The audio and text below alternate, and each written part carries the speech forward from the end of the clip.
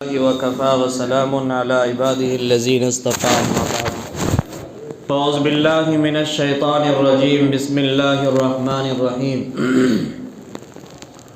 يا أيها الذين آمنوا عليكم أنفسكم لا يضركم من ضل إذا اهتديتم إلى الله مرجعكم جميعا فينبئكم بما كنتم تعملون آمنت بالله صدق الله المولانا العظيم وصدق رسوله النبي الكريم ونحن على ذلك من الشاهدين والشاكرين والحمد لله رب العالمين۔ برادران اسلام، معزز سامعین کرام، اللہ تبارک تعالیٰ کا ہم سب پر عظیم نعمتیں ہیں جس کا ہم جتنا بھی شکریہ ادا کرے کم ہے۔ موسموں کی تبدیلی بھی اللہ تبارک تعالیٰ کی ایک عظیم نعمت ہے۔ کبھی ٹھنڈی، کبھی گرمی، کبھی برسات اور کبھی پتجھڑ کا موسم، ہر موسم میں اللہ تعالیٰ نے خیر رکھا ہے۔ کوئی موسم بیکار نہیں، کوئی دن بیکار نہیں۔ آج جو ہم لوگ شادی کے موقع سے نحس وغیرہ دیکھتے ہیں، یہ مسلمانوں کا نہیں، غیروں کا طریقہ ہے کہ اس مہینہ میں شادی نہیں کریں گے، اس دن میں شادی نہیں کریں گے، فلاں دن میں شادی کریں گے، اس دن میں کریں گے تو ایسا ہوگا، اس میں کریں گے تو ویسا ہوگا۔ یہ فال نکالنا ہوا، اور فال نکالنا گناہ ہے۔ فال نکالنا اور فال نکلوانا یہ دونوں گناہ ہیں اور دونوں جہنم کا عمل ہے۔ یہ عمل جہنم میں لے جانے والا ہے۔ اس لیے یاد رکھیے کہ یہ جو سردی کا موسم ہے، کڑاکے کی ٹھنڈی، یہ ٹھنڈی کا موسم بھی اللہ تعالیٰ نے آزمائش کے لیے پیدا کیا کہ کڑاکے کی ٹھنڈی میں کون میرا بندہ میرے حکم کی تکمیل کر رہا ہے اور کون میری مخالفت کر رہا ہے، کون بستر کو ترجیح دے رہا ہے اور کون میرے حکم کی پابندی کرنے کے لیے مسجد آتا ہے، کون کام میں لگا ہوا ہے، دھوپ میں بیٹھ کر کے سورج کا انتظار کر رہا ہے، اور کون اللہ تعالیٰ کے حکم کو ادا کرنے کے لیے مسجد میں جاتا ہے، کون اللہ تعالیٰ کے حکم کو مانتا ہے۔ یہ آزمائش کے لیے اللہ تعالیٰ دیتا ہے۔ اسی لیے حدیث شریف کے اندر آتا ہے کہ جب ٹھنڈی کے موسم میں بندہ ٹھنڈے ٹھنڈے پانی سے وضو بنا کر کے مسجد جاتا ہے تو اللہ کا فرشتہ اس بندہ پر رشک کرتا ہے اور اللہ تعالیٰ سے کہتا ہے کمال کا یہ انسان ہے کہ اتنے کڑاکے کی ٹھنڈی میں بھی وضو بنا کر کے یہ مسجد جا رہا ہے، اور اللہ تعالیٰ بھی اس بندہ پر فخر کرتے ہیں کہ تم نے کہا تھا کہ یہ لڑائی جھگڑا کریں گے، خون خرابہ کریں گے اور فتنہ فساد برپا کریں گے، دیکھو میرا بندہ کتنا معصوم ہے اور کتنا نیک ہے۔ یہ میرے حکم کی تکمیل کے لیے رات ہو دن ہو، جس وقت میرے حکم کا وقت آتا ہے اس وقت یہ اس کی پابندی کرتا ہے اور اس کو ادا کرتا ہے۔ تو لہٰذا یہ بہت بڑی چیز ہے اگر اللہ تعالی ہم سب کو ٹھنڈی کے موسم میں بھی اور گرمی کے موسم میں بھی اور بقیہ سارے موسموں کے اندر اپنی اطاعت کا موقع دیا ہے، توفیق دیا ہے، تو یہ اللہ کی بڑی نعمت ہے۔ اس لیے اس نعمت کا شکریہ ادا کرنا چاہیے۔ میرے بھائیوں، میں نے قرآن شریف کے ایک مختصر سی آیت تلاوت کی ہے۔ یاد رکھیے، قرآن کریم کی چاہے کتنی ہی چھوٹی سی مختصر آیت کیوں نہ ہو، اگر آدمی صحیح طریقے سے اور دل اور یقین کے ساتھ اس پر عمل کرنا چاہے اور اس سے اپنے آپ کو سدھارنا چاہے تو چھوٹی سی آیت بھی اس کے سدھرنے کے لیے کافی ہو جاتی ہے۔ قرآن شریف کی ایسی ایسی آیتیں اسی میں سے ایک آیت یہ بھی ہے جو میں نے تلاوت کی ہے، یا ایھا الذین آمنوا علیکم انفسکم لا یضرکم من ضل اذا اہتدیتم، اے ایمان والو تم اپنے آپ کو سدھارو، علیکم انفسکم تم اپنے آپ کو سدھارو۔ اس آیت کو، اس کے ترجمہ کو سننے کے بعد تھوڑی دیر کے لیے ہم لوگ ٹھہرتے ہیں اور ٹھہر کر کے غور و فکر کرتے ہیں ان بڑی بڑی جماعت پر، ان بڑی بڑی تنظیموں پر، اصلاح معاشرہ کے بڑے بڑے دفتروں پر جو بڑے بڑے بورڈ لگائے ہوئے ہیں، جلسے جلوس کر رہے ہیں، اجتماعات کر رہے ہیں اور ادارے بنائے ہوئے ہیں، اور ہر جگہ لکھا ہوا اصلاح معاشرہ، معاشرہ کی اصلاح کرنا چاہتے ہیں۔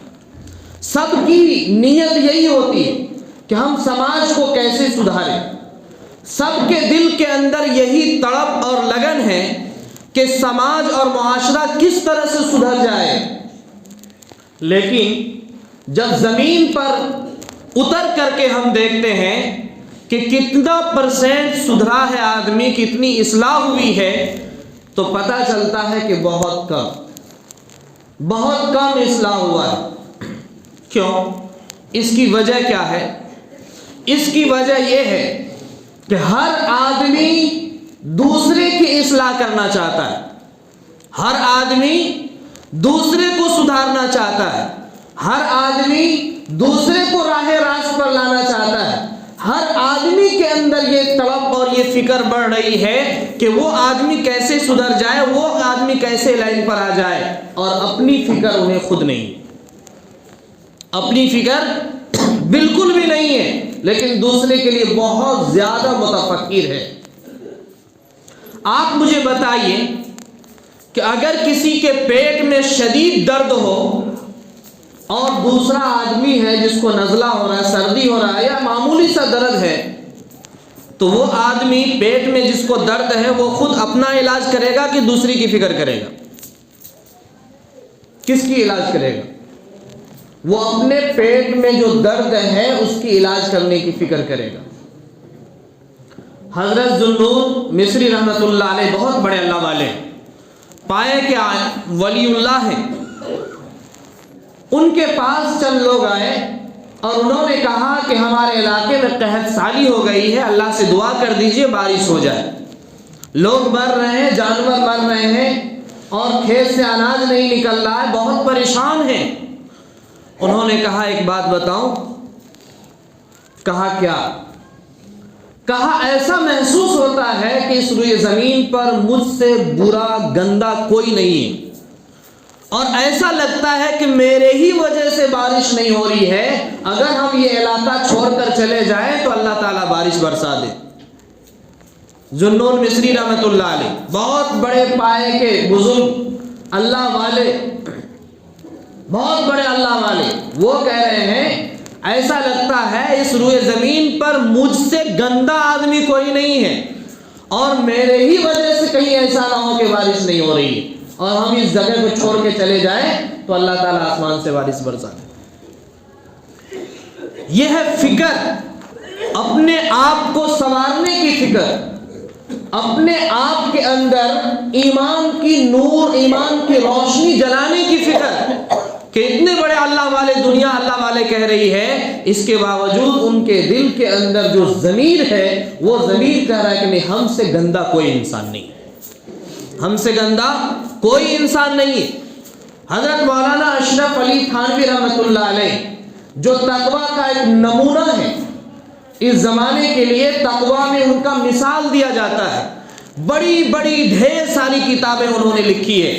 مولانا اشرف علی تھانوی رحمۃ اللہ علیہ، ان کی ایک کتاب ہے سوال و جواب، ہر مشکل سوال کا جواب انہوں نے لکھا ہے، اور بہت قیمتی باتیں ہیں اس کے اندر، بڑی قیمتی باتیں، سوال و جواب، ہر مشکل سوال کا جواب۔ مولانا اشرف علی تھانوی رحمۃ اللہ علیہ سے ان کے مجلس میں ایک خلیفہ نے سوال کیا، کہا کہ حضرت جب ہم آپ کی بات سنتے رہتے ہیں، آپ کے مجلس میں لگے رہتے ہیں، تو میرے دل کے اندر بڑی دہشت ہوتی ہے، دل کرتا مسجد سے نکلے نہیں، مجلس میں ہی بیٹھے رہے اور اسی کام میں ہم زندگی کو وقف کر دیں، لیکن جب یہاں سے اٹھتے ہیں تو ایسا محسوس ہوتا ہے کہ جانور بھی ہم سے بہتر ہے، ایسا محسوس ہوتا ہے کہ جانور بھی ہم سے بہتر ہے۔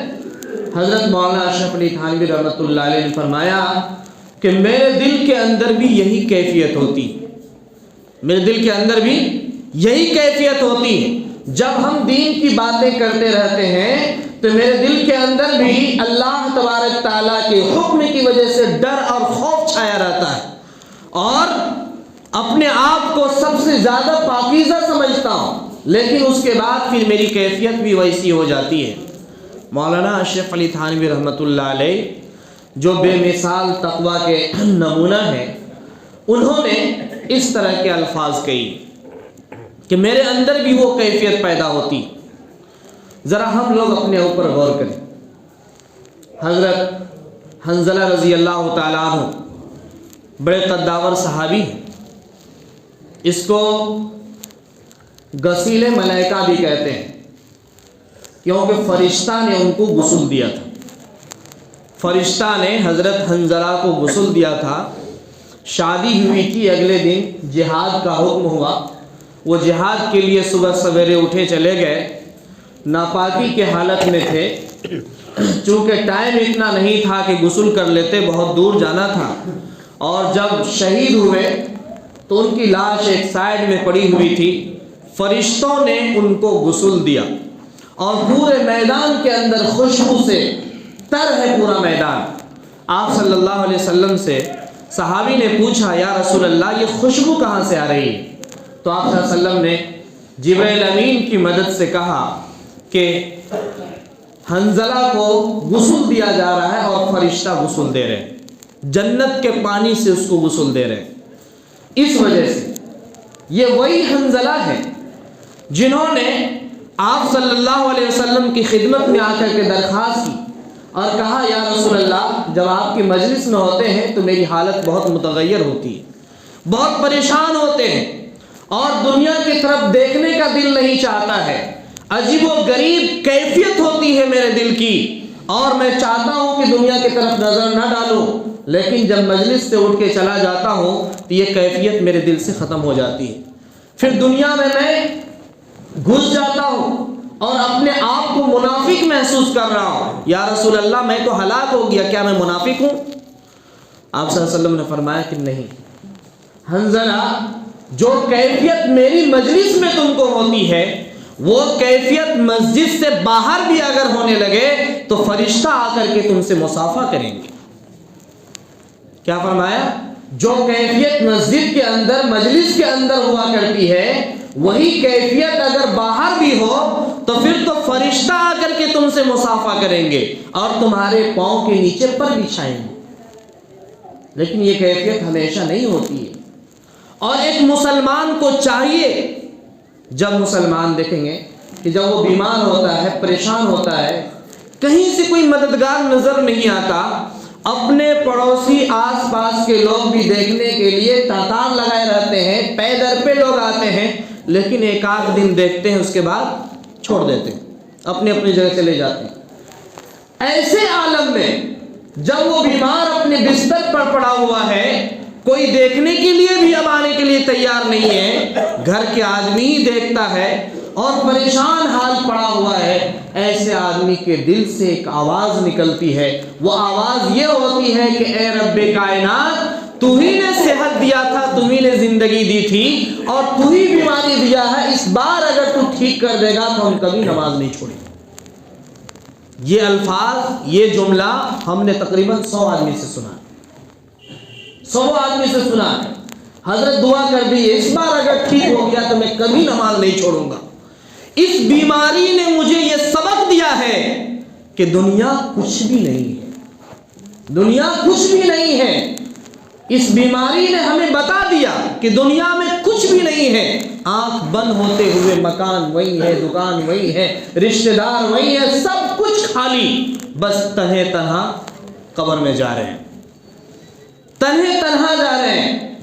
لیکن دنیا کی لالچ، دنیا کی محبت، دنیا کی مشغولی اس طرح سے دل و ضمیر کو حاوی کر لیا ہے، اور شیطان اس طرح سے دماغ پر چھا گیا ہے اور دل میں اپنا گھونسلہ بنا لیا ہے کہ یہ شیطان باہر نکلنے ہی نہیں دیتا ہے۔ بار بار ہمارے نوجوان ساتھی بولیں گے کہ حضرت ہم چاہتے ہیں کل سے نماز پڑھیں، ہم چاہتے ہیں کہ ہم نماز نہ چھوڑیں، لیکن ہو ہی نہیں پاتا ہے، ہو ہی نہیں پاتا ہے۔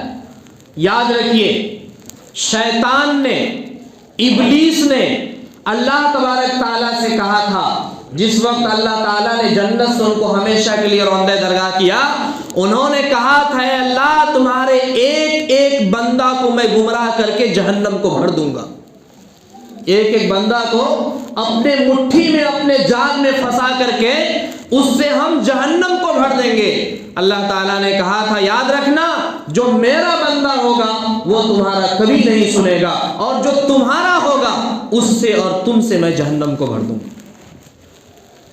جو میرا ہوگا وہ ابلیس کا کبھی نہیں سنے گا، اور جو ابلیس کا سنے گا، ابلیس کی اتباع کرے گا، ان کے نقش قدم پر چلے گا، ان سے دوستی کرے گا، تو ان سے اور ابلیس سے جہنم کو اللہ تعالیٰ بھر دے گا۔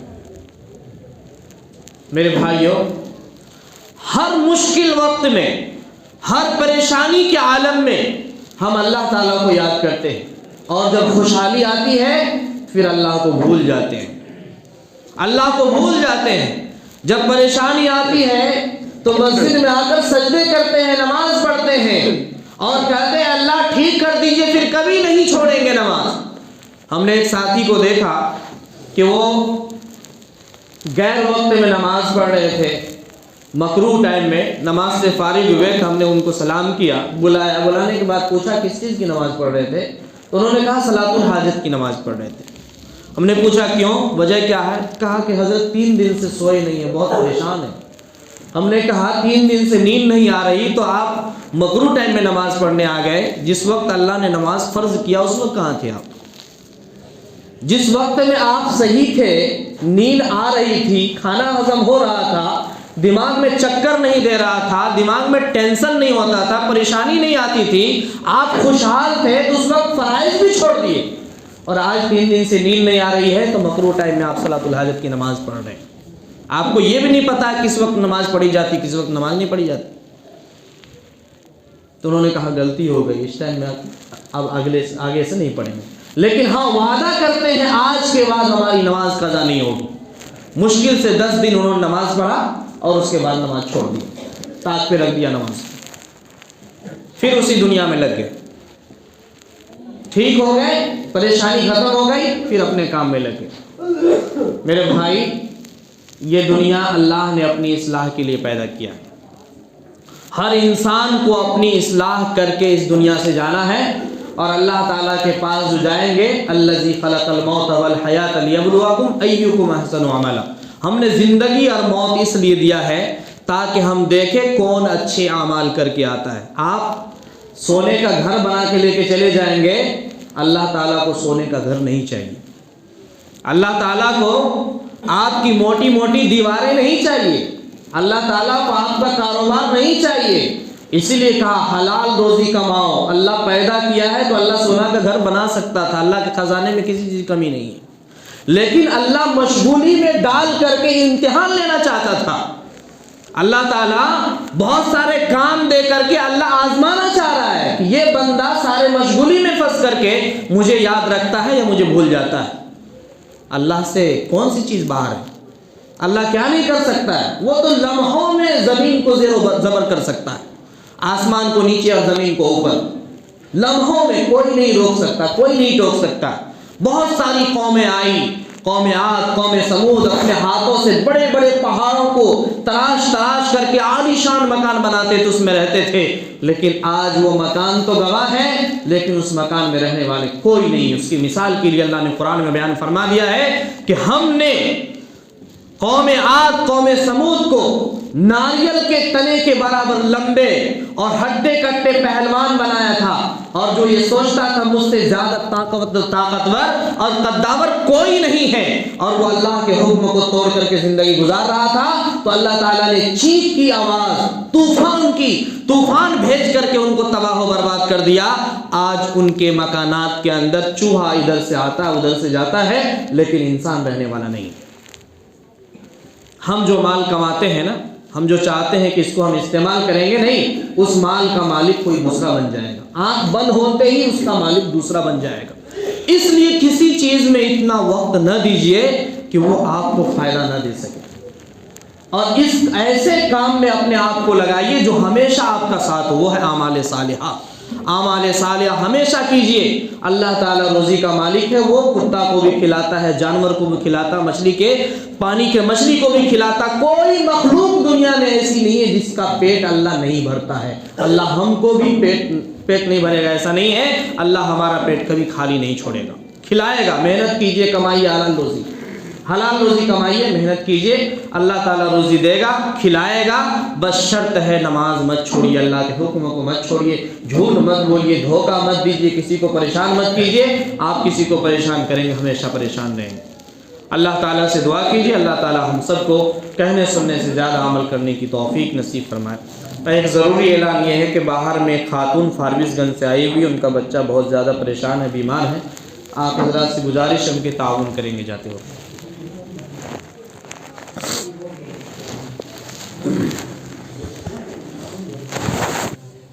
अल्लाहु अकबर, अल्लाहु अकबर।